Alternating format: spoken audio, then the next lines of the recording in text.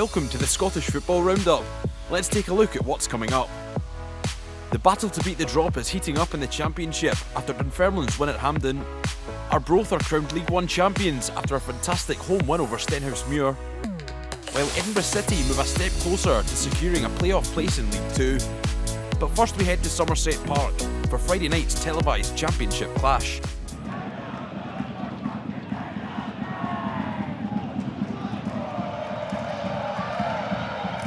Reading, good cross. Main meets it, oh good save Hogarth. Does really well, Paddy Ready, to get it out his feet, to dig it out, and that is a difficult bounce, just in front of Curtis Main, swings the left leg at it, and Hogarth's across, it's a brilliant save.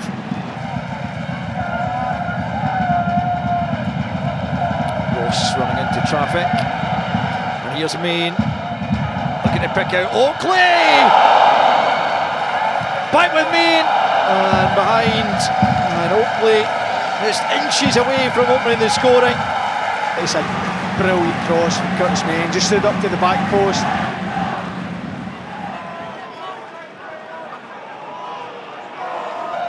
And now it's Adams into our field, back with Adams. That's terrific defending, but that's a decent effort! Oh, that is more than decent! From Mackie, who fires Falkirk into the lead with a stunning strike. Such a clean strike, cuts right across, it keeps it down. Stone has got absolutely no chance. I think his team was surprised at how good a strike it is. It's a wonderful goal.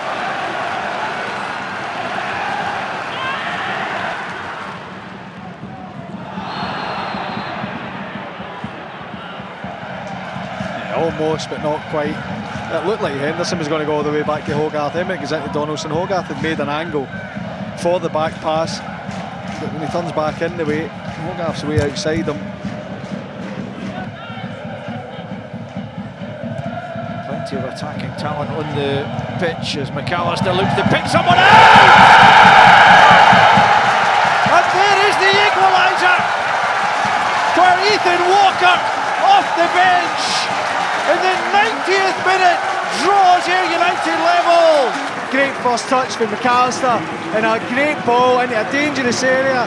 It's a great run and a really good finish.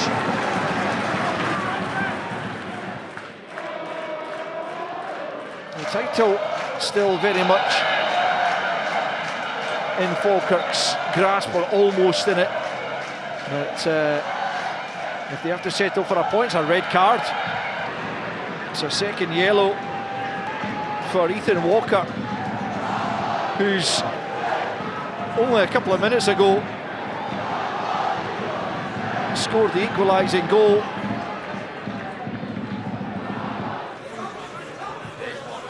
Livingston travel to Capello aiming to apply pressure at the top of the table. The Lions creating an opening on 17 minutes when Lewis Smith picked out Christian Montagno, who smashed home at the second attempt.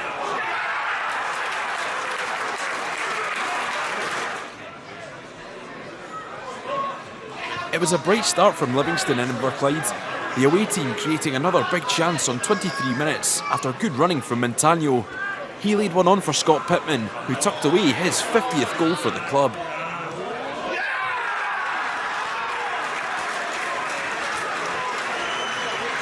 Morton would have a chance to reduce the arrears before the half when Ali Crawford stepped up to a 44th minute free kick. His sweeping shot going beyond Jerome Prior for 2-1. Into the second half, and Crawford would fancy his chances from another free kick. Only a flying save from Livingston's keeper denying the midfielder this time round.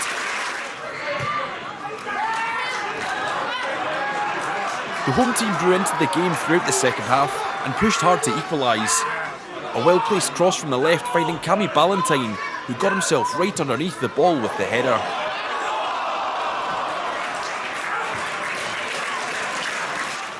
And Morton kept on hunting down that equalising goal right till the end. The home side creating another big chance late on, but the offside flag being raised regardless, with Livingston returning to West Lothian 3 points richer.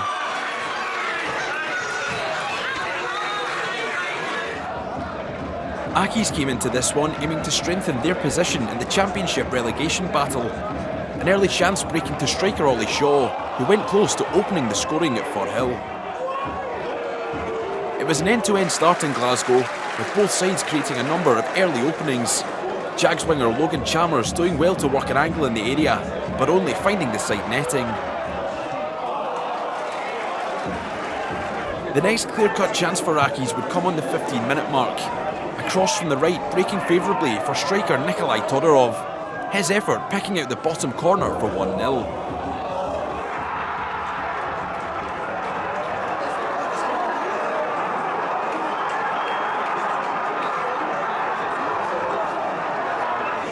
And having taken an early lead, Accies would soon be in again. The ball breaking for striker Shaw on 17 minutes. He did well to find former Thistleman Scott Robinson, who broke through and made it 2.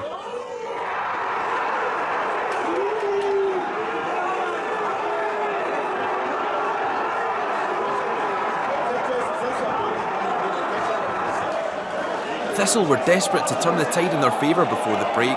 The home side doing well from the right to work a chance for Robbie Crawford, who fired his first-time effort well off target.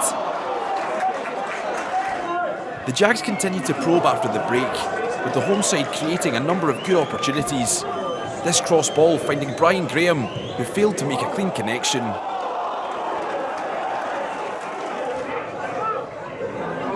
Chances continued to come and go for the home team to little avail. That was until a delivery deep in stoppage time found the head of Graham, who made no mistake this time to halve the deficit. Too little, too late from the home side though. Accies with another huge away win.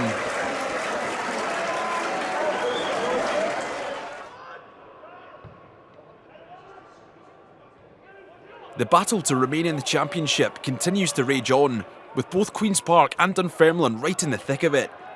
Pars midfielder Matty Todd seeing an early snapshot fly wide at Hampden.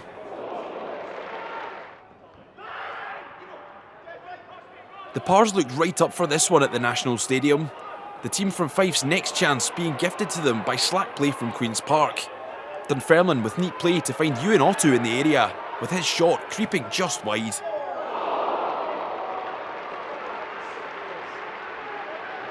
Chris Kane has been Dunfermline's main attacking outlet across the entire campaign. He would pick up space in the Queen's Park box, with his strike crashing off the outside of the post.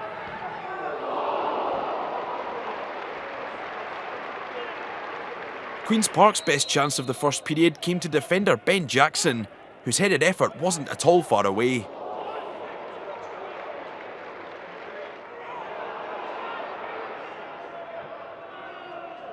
The second half saw Dunfermline continue to have the better of the play. Lewis McCann with good work down the right on 69 minutes. His effort parried by Callum Ferry, with Kane on hand to slot home.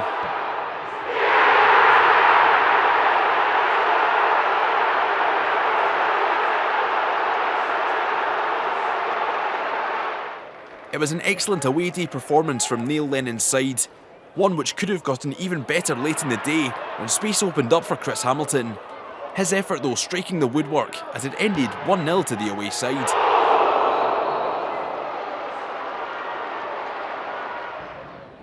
Two sides embroiled in battles in different areas of the league table squared off in Kirkcaldy. Wraith Rovers almost making the perfect start, with Jamie Gullen going mightily close from inside the box. Airdrie's resurgence in the second half of the campaign has given them a fighting chance of Championship survival. The Diamonds' first big chance falling to Chris Mockery, who found the net on 19 minutes.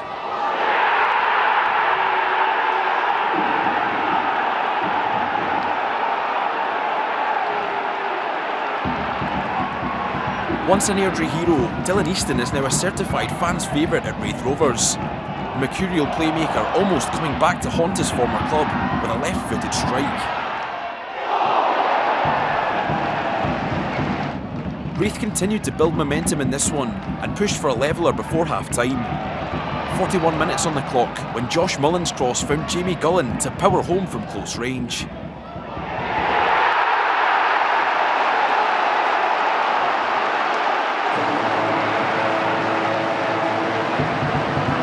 Rovers would remain in control after the break and hunted down a lead. Another big chance coming to Easton, who saw his volleyed effort fly narrowly wide of the Airdrie goal.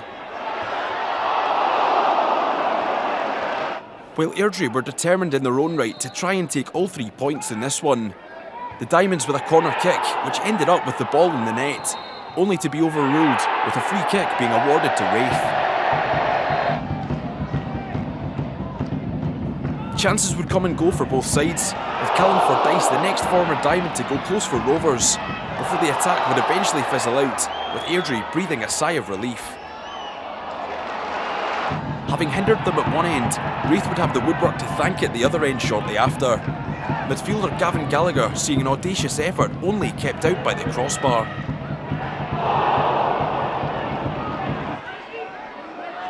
But the biggest chance to win the game would come late in the day for Rovers.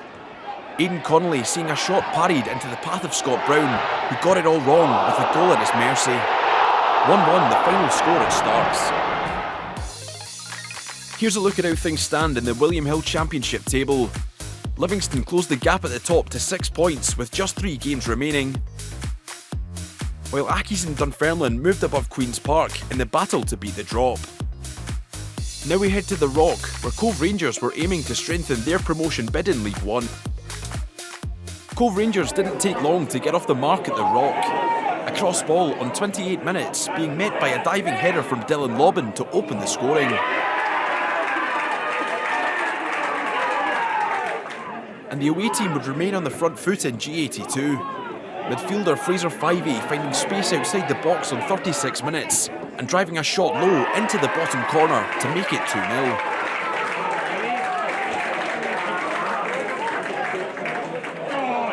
Dumbarton were excellent in last weekend's 6-0 win over Kelty Hearts, but found themselves 2 down going into the second half here.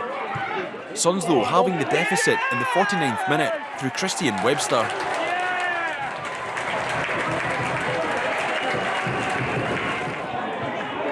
Cove though were determined to take all 3 points in this one and would put the result beyond doubt on 81 minutes.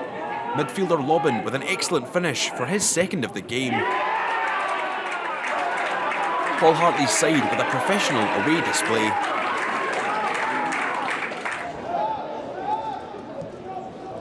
Queen of the South hoped to continue their recent run. They were aiming for their 3rd win on the spin. The home side with neat play inside 12 minutes, with Adam Brooks firing home the opener.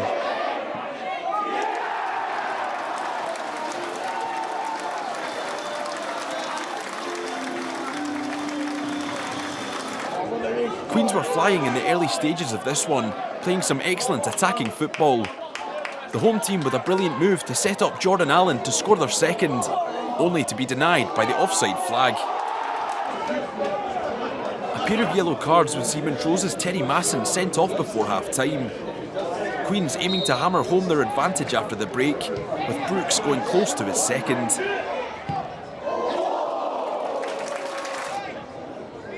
The football was excellent from the Doonhamers throughout this one.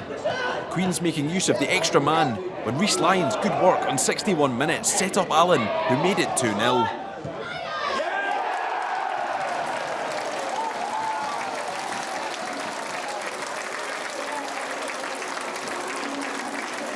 Queen of the South's confidence was clearly high as they hunted down a 3rd, with more slick play opening up a gap in the Montrose box. The shot from Liam Smith going narrowly over. But Montrose would continue to fight despite the man disadvantage. Neat play from the left on 80 minutes, seeing Blair Lyons find space, with the winger picking out the far corner to halve the deficit.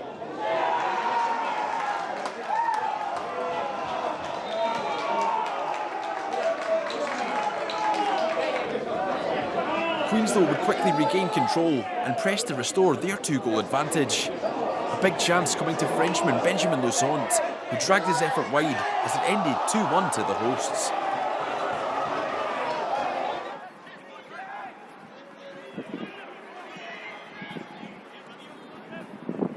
Cali aimed to build upon last weekend's excellent away win at Cove Rangers. Last Saturday's hat-trick hero Keith Bray with the first real chance for Cali, well beaten away by Rory Adams.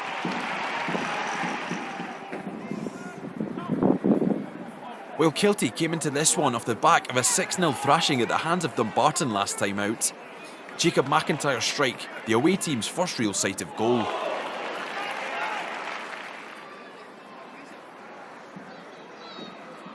The home side would hunt down a lead before half-time from a corner kick late in the half. The ball eventually finding its way to the feet of Charlie Gilmore, who saw an effort crack back off the post, with keeper Adams able to gather.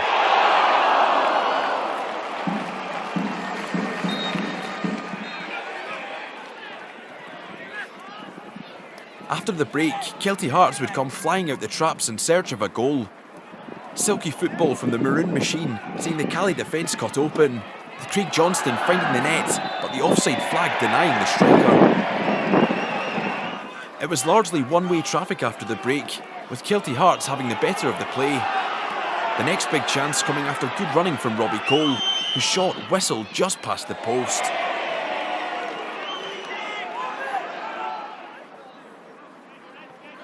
Kelty kept on knocking on the Cali door in the second period, with their next big opportunity coming on 79 minutes as Luke McCarville broke through, the attacker keeping cool to open the scoring.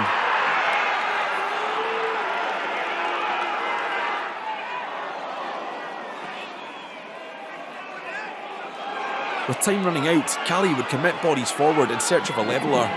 That would open up space for Kelty to launch a counter-attack on 87 minutes, with attacker Cole biding his time and scoring a brilliant second. Kelty bouncing back in style after the midweek departure of manager Charlie Mulgrew. Alloa know that every point matters as they remain in the hunt for the playoffs. The game's first big chance coming to Cammy O'Donnell, whose strike flew just beyond Jamie Smith's post.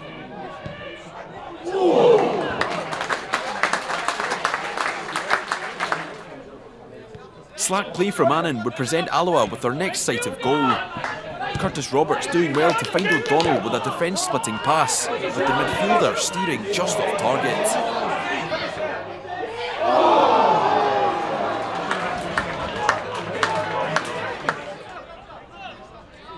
Annan were largely second best in the first half, but would get a cracking goal when space opened up just outside the Alloa box. Paul Smith with the strike, which was always rising.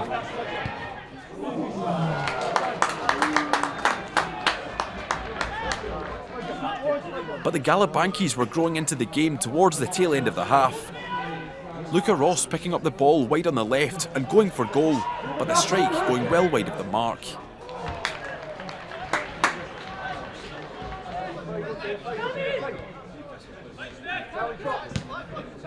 Alloa would make a bright start to the second period, with a chance arising after good play down the right flank.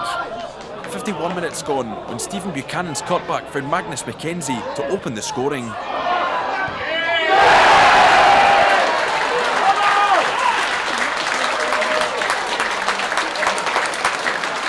And the home side would continue to have the better of the play throughout the second period. Some neat play through the middle, finding Josh Gentles arriving from the left, with the teenager kept out by Smith as it ended 1-0 at the Rex.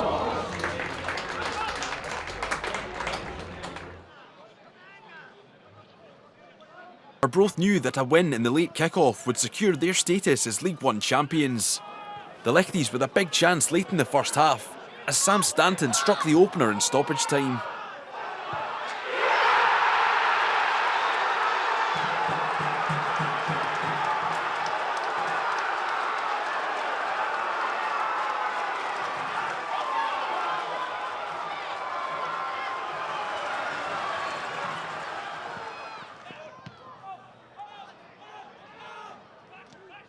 Having taken a while to find the opening goal late in the first period, Arbroath would come flying out the blocks after the half-time break. 48 minutes gone when Fraser Taylor's effort doubled the Lichties' advantage.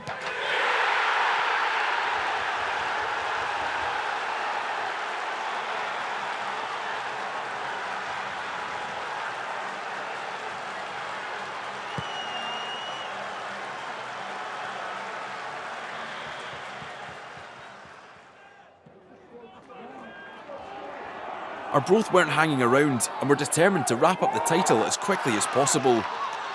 Persistent play from Scott Stewart presenting their next chance on 52 minutes, with the cross being touched on by Stanton for 3.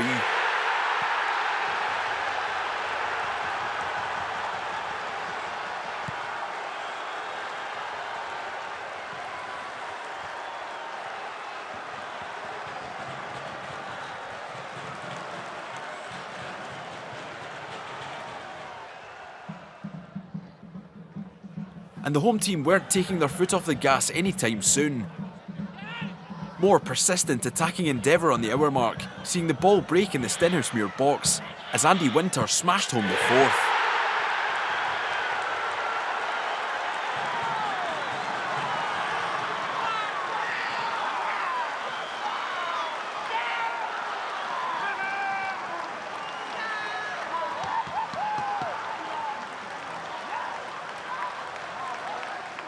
The chances just kept on coming for Arbroath, who were really in the mood at Gayfield. Winter with more great work for this one, with Darren Jameson doing well in the Stenhousemuir net.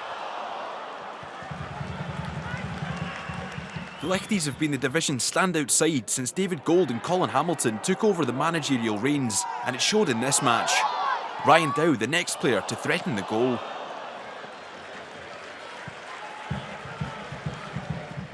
Everyone in maroon was keen to add their name to the score sheet on an afternoon of celebration at Gayfield. Kieran McKechnie with an ambitious strike, which was well beaten away.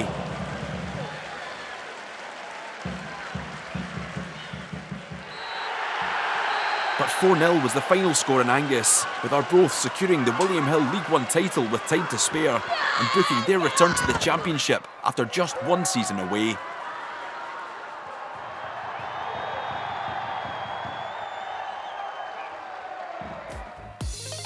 Let's check in on the latest standings in William Hill League One. Arbroath are champions after their fantastic 4-0 win over Stenhousemuir, while the battle for the playoffs remains fiercely contested, with just 2 points separating 3rd to 5th in the table. Now we head into League 2, with the league leaders playing host to Spartans. It was the away team who got the first sight of goal in this clash at Balmoor. The ball breaking for Brogan Walls in the area, whose shot was well held by Stuart McKenzie. Peterhead would soon find their rhythm and create a chance of their own. 19 minutes gone when Cammy Smith picked the pocket of Kieran Waugh and squeezed the ball home for 1-0.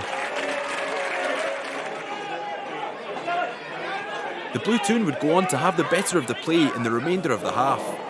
Goalscorer Smith pouncing on another loose ball, with this effort steering wide of the goal.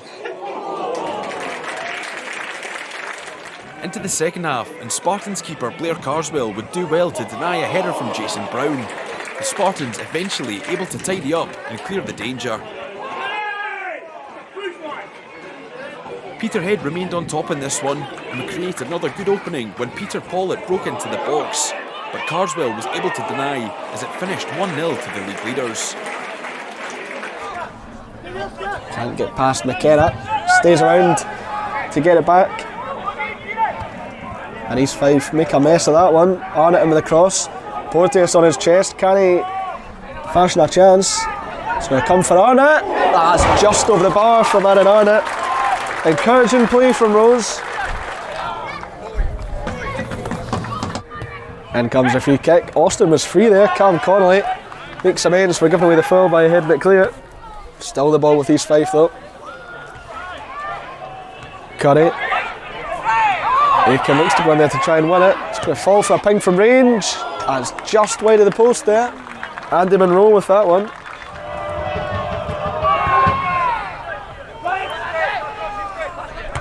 Monroe powers forward to get to that one. It's going to come all the way through for Nathan Austin here. And Nathan Austin puts East Fife in front.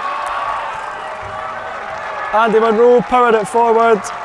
And Nathan Austin grabs his 11th goal of the season.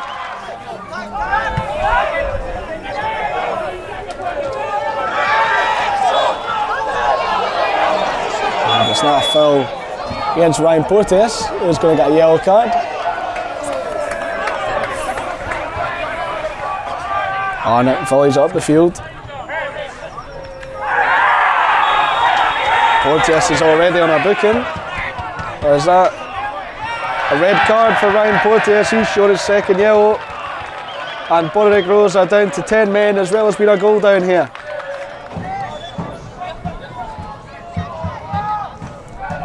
Here's Troughton.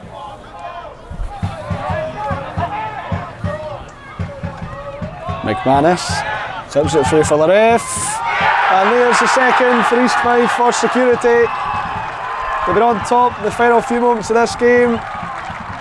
And the ref off the bench finds the net to make it East Fife 2, Borwick Rose 0. Two playoff chasing sides met at Meadowbank on Saturday. Elgin City's first real threat of the game coming from a corner kick, with Jack Murray seeing a headed effort cleared off the line.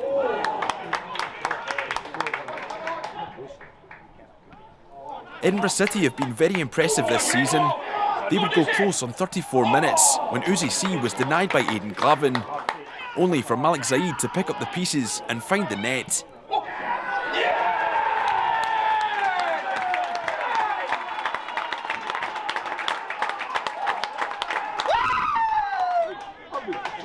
And the City midfielder would be played in on goal once more after fantastic work from Innes Lawson.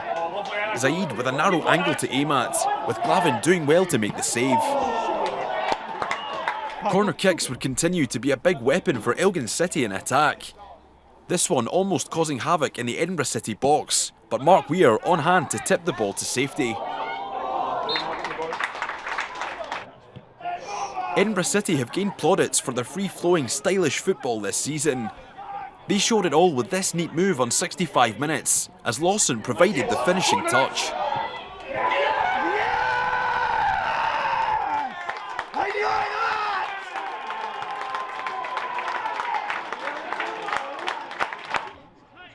Elgin City remained hopeful of launching a comeback late in the day.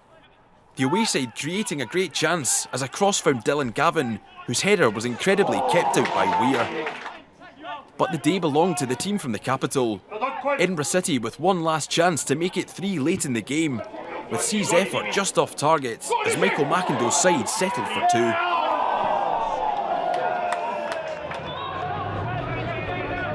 Stirling Albion's excellent form of late has the Beanos in with a big shout of snatching a playoff place. They started on the front foot against Stranraer.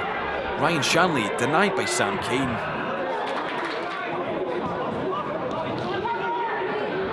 Both sides had their chances in the first period, with Stranraer's next one coming from a 42nd minute counter-attack. Elliot Dunlop with great work to drive through the middle before unleashing a strike which picked out the bottom corner.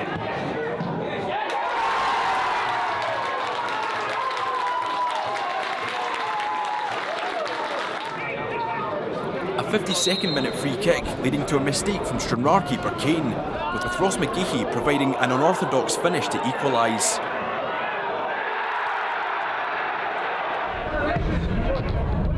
And from there, the home side would go from strength to strength. Their next chance coming just 6 minutes later, when slack play at the back was pounced upon by Shanley, who found the net to give his side the lead.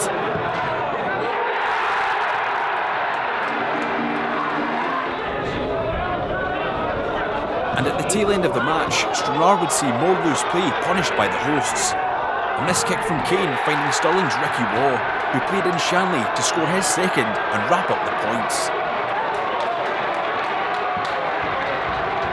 95 minutes. Out to Lemon, who plays a pass over. Denham's beat the offside trap. Danny Denham twists, turns. Clyde get it away only as far as Lemon though. Forfar building. Ferguson into Skelly. Lovely interplay by Forfar here, as McAllister looks for the ball in. Skelly's there, and it's off the line by Dunnicky. The ball seemed to take an absolute age to come down. Not enough on the header, and Clyde now on the counter.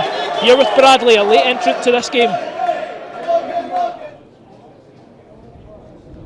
Connell, long flat throw, goes to Dunnicky. Oh, it fell to Bradley, but it falls to Dunnicky! And there's a goal for the big man at home. 15 minutes after he cleared the ball off the line at the other end, he's put the ball over the line at the right end. 1-0 Clyde, and it's Logan Dunnicky. Matty Allen's got a hold of Sutherland's shut there. Not given. And Howie can only clear it as far as Denham, who plays it in! And there's miscommunication between Robson and Kennedy, and the ball's swept home.